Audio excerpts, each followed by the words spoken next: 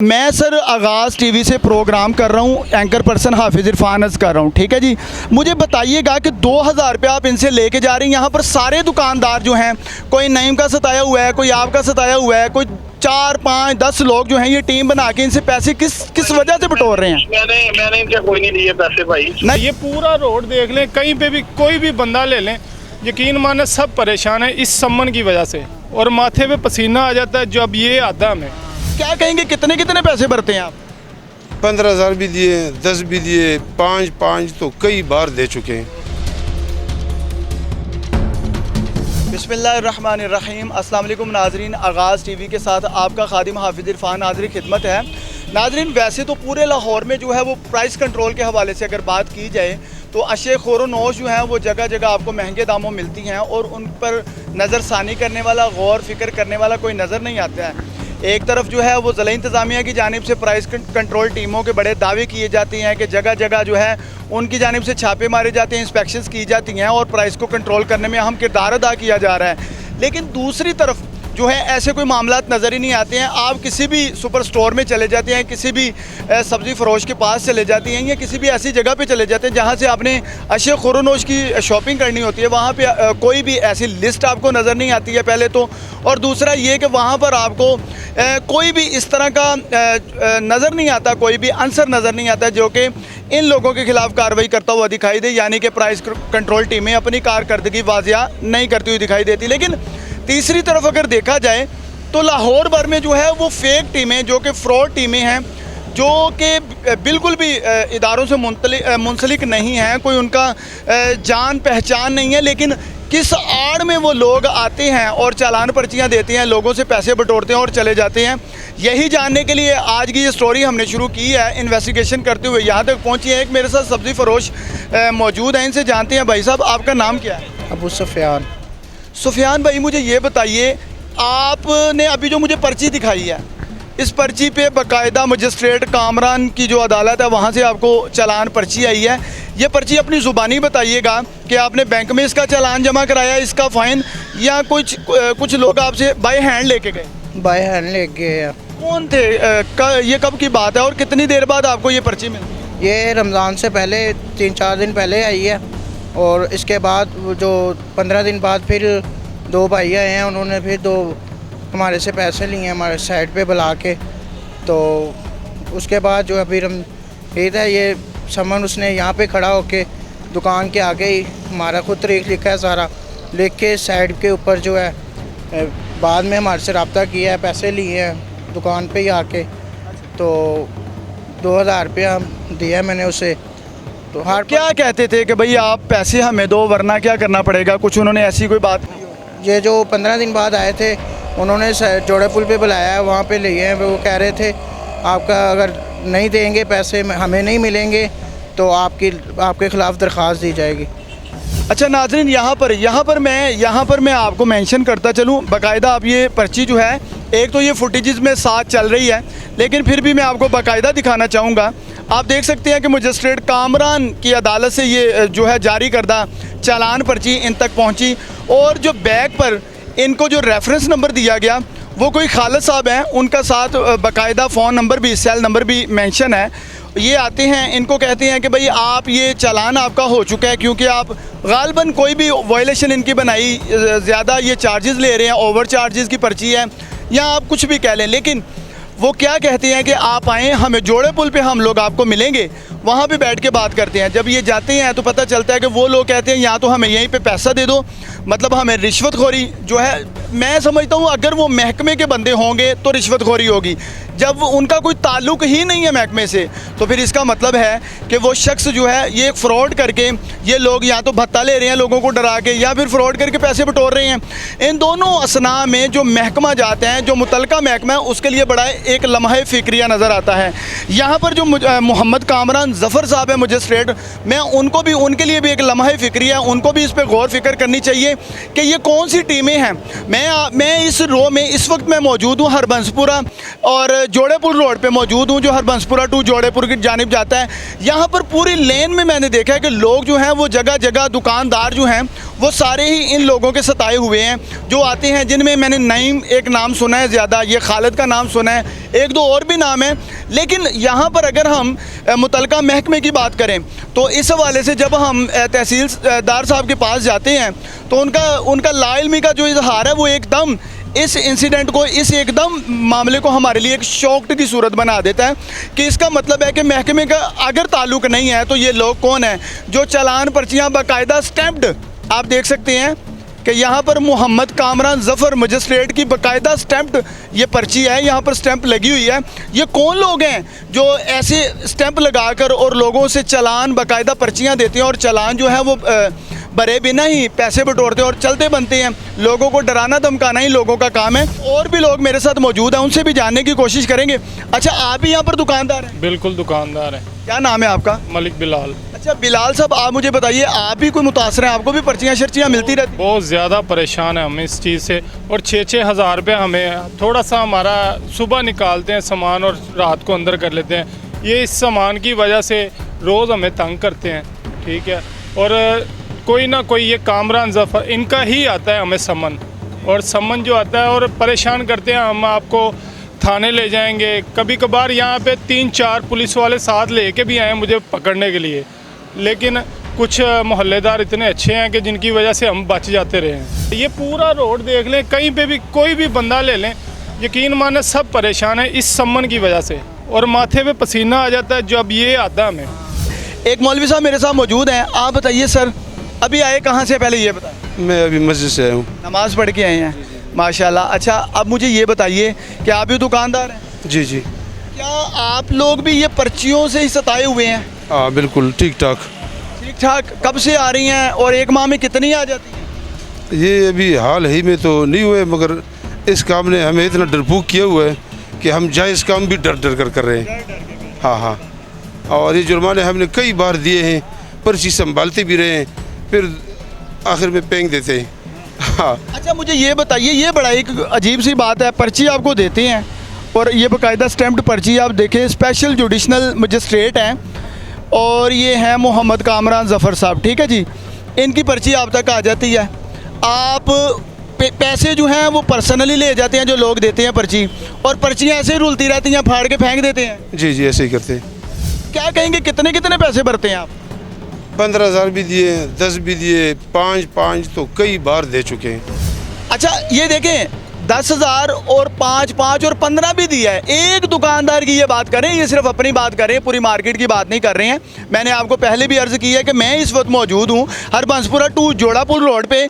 इस रोड पर तमाम मार्केटें, तमाम दुकानदार जो हैं वो ये फेक टीमें जो हैं, जो फ्रॉड टीमें हैं, जिनमें आपको मैं नाम बता देता हूँ। ज़्यादातर लोगों ने नाम नईम का लिया, इसके पीछे खालिद मेंशन है, और इनकी एक प्रॉपर टीम है जो लोग आते हैं और बाकायदा ये स्टैम्प्ड पर्चियाँ, जो कि मजिस्ट्रेट साहब की नाम की पर्ची है और उनकी बाकायदा स्टैम्प लगी हुई है। मैं कामरान ज़फ़र साहब से पहले रिक्वेस्ट करूंगा कि सर आपकी ये ज़िम्मेदारी अव्वलीन है कि आप चेक करें ये टीमें कौन सी हैं। अगर ये महकमे से मुंसलिक लोग हैं तो ये कैसे जुर्रत कर सकते हैं कि अपनी जेबों में पैसे डालेंगे। हुकूमत के ख़जाने को लाखों रुपए का मंथली बल्कि करोड़ों रुपए का चूना लगाया जा रहा है, इसकी तरफ नज़रसानी क्यों नहीं की जा रही है। अच्छा, इस आपके सामने इस वक्त नाजरीन, आपके सामने मैं ऑन द रिकॉर्ड एक कॉल करना चाह रहा हूँ। ये खालिद साहब के नंबर पर जो ये पर्ची दे के गए थे और पीछे अपना नंबर मेंशन करके गए हैं। सबसे पहले हम जानेंगे ये नंबर इन्हीं का है। अगर ये इनका है तो फिर ये तमाम तर मामला आप तक पहुंचाने की कोशिश करेंगे, और अगर ये इनका नहीं है तो ये साबित हो गया कि यही लोग हैं जो चोर बाजारी लगाए हुए हैं और लोगों को लूटने में लगे हुए हैं। मैंने मेरे जो कैमरामैन हैं उन्होंने बाकायदा नंबर जो है वो डायल कर दिया, और मैं इसी भाई को बोलूँगा कि आप चेक करें, इनको पूछें जी। अस्सलाम वालेकुम। अस्सलाम वालेकुम। खाला साहब की हाल ठीक हो? खाला साहब रहमान आटा सब्जी फरोश चुप हो रहा, जरा तुसी समन दे के गए सी ते मेरे को पैसे लै गए सी चलान दे, ते वो जमा नहीं सी करवाया। ऐशफाक चौक सली टाउन दे नाल ਉਹ ਹੋਰ ਇੱਕ ਟੀਮ ਆਈ ਉਹ 5000 ਰੁਪਇਆ ਮੰਗ ਰਹੇ ਨੇ ਸਬਜ਼ੀ ਦਾ ਹੈ ਸਬਜ਼ੀ ਦੀ ਦੁਕਾਨ ਨਹੀਂ ਸਲੀ ਟਾਊਨ ਦੇ ਨਾਲ ਤੁਸੀਂ ਮੇਰੇ ਕੋਲ 2000 ਰੁਪਇਆ ਲਿਆ ਸੀ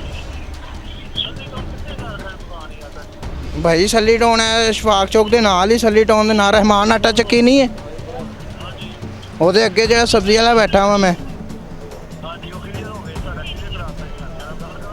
ਉਹ ਤੁਸੀਂ ਕਹਿ ਰਹੇ ਸੋ ਕਲੀਅਰ ਉਹ ਟੀਮ ਇੱਕ ਆਈ ਉਹ 5000 ਰੁਪਇਆ ਮੰਗ ਰਹੇ ਨੇ ਉਸੇ ਸਮਨ ਤੇ ਕਹਿੰਦੇ ਤੁਹਾਡਾ ਜਮ੍ਹਾਂ ਨਹੀਂ ਹੋਇਆ ਚਲਾਨ ਇਹ ਗੱਲ कर लो उन्होंने। देखिए शरीफ आदमी जो है वो बेचारा और कौन सा अंदाज़ उनको सर करके बात कर रहे हैं। खालिद साहब ने जैसे ही इन्होंने बताया कि कोई और टीम आई है वो 5000 मांग रही है तो खालिद साहब ने फट से कॉल कट कर दी है और बाकायदा हम दोबारा से नंबर डायल कर रहे हैं। अब अगर खालिद साहब किस्मत के साथ ये नंबर उठा लेंगे तो अब मैं बात करूँगा और इनसे जानने की कोशिश करूँगा कि जनाब इन गरीबों का कसूर क्या है। क्या ये पाकिस्तान के रहायशी नहीं है? क्या ये इंडिया से आके भारत से आके यहाँ पर बिज़नेस कर रहे हैं? अगर ये पाकिस्तानी है तो ऐसी ज़्यादती क्यों की जा रही है? लें, खालिद साहब का फ़ोन कट चुका है, मैं दोबारा से डायल करने की कोशिश करूँगा। अगर खालिद साहब यहाँ पे फ़ोन नहीं उठाएंगे तो इंशाल्लाह मैं इस स्टोरी की तह तक जाऊँगा और इन लोगों को जो शरीफ शहरी यहाँ पर बेचारे अपने रोज़गार को बनाए हुए हैं, बामुश्किल अपने किचन को चला रहे हैं, इन लोगों की दादरसी करना ही मेरा फ़रीज़ा अव्वलीन है। इंशाल्लाह बहुत जल्द इनकी तह तक हम पहुँचेंगे। नाज़रीन आप देख सकते हैं अभी खालिद साहब दोबारा कॉल अटेंड नहीं कर रहे हैं। अब इसका ज़िम्मेदार कौन है ये बहुत जल्द इंशाल्लाह सामने लाएगा हाफिज़ इरफान। आगाज़ टीवी की जो टीम है वो इन लोगों का साथ देगी और इंशाल्लाह हम आगे बढ़ेंगे, आगे जाएंगे और इन लोगों की दादरसी करेंगे क्योंकि इनको हक है पूरा ये यहाँ से कमाएं, बाइज़्ज़त रोज़ी कमाएं और अपनी औलाद के लिए ले जाएं। खालिद साहब ने दूसरी बार भी कॉल अटेंड करना गवारा नहीं किया। इसका वाज़ह मतलब आप समझ चुके हैं कि खालिद साहब जो हैं वो किसी चोर से कम नहीं है। अब ये महकमे से जुड़े बंदे हैं या नहीं। अच्छा, खालिद साहब की कॉल आ चुकी है। हेलो,